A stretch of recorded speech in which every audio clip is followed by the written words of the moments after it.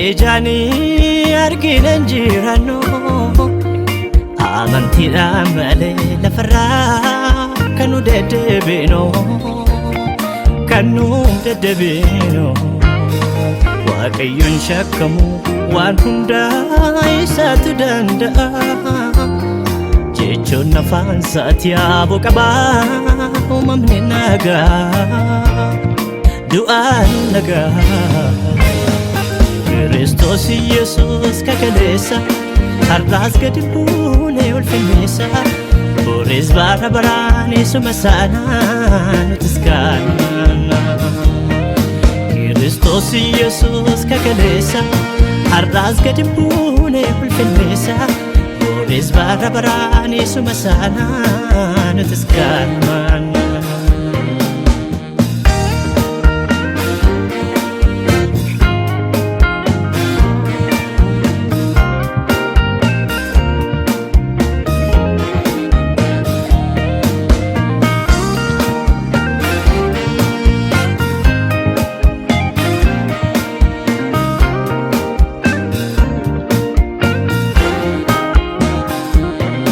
Abraham amane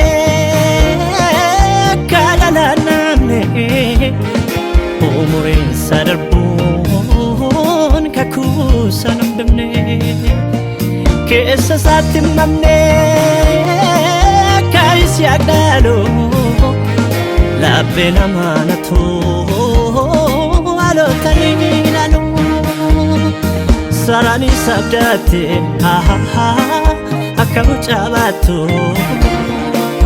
umurirra darbe akka dargatu maaltu ta'uudhiisa Yesuus dubbannaani wanti bifa hin qabne bifa godhatanii inni itti dubbannaan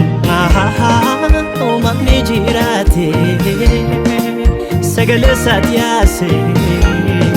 wanta dhokate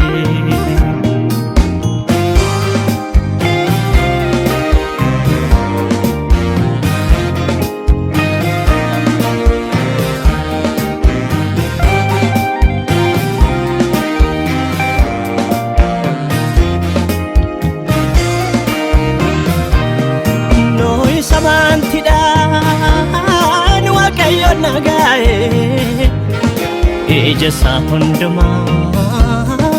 Waaqayyo raka'e Gaafa laaffisaa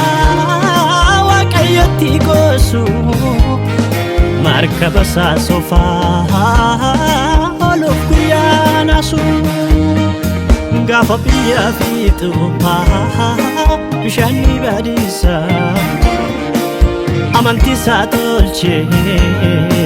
ofiisaaf matisaa Lootis garaa guutuu amantii jabaatee dhagaa bidda roobuu jalaa dandamatee Heenok ol buutame Waaqayyoon maraaree du'ayyuu jaasaatti takka hin agarree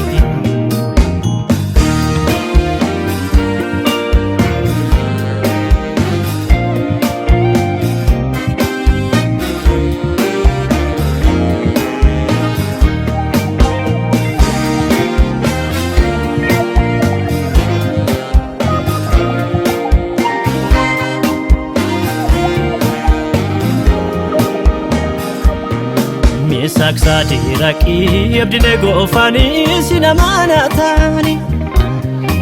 abidda boba'a dacha turbasana hin sodaanne sani Waaqayyo singanne abidda walakka wajjiniin nabaate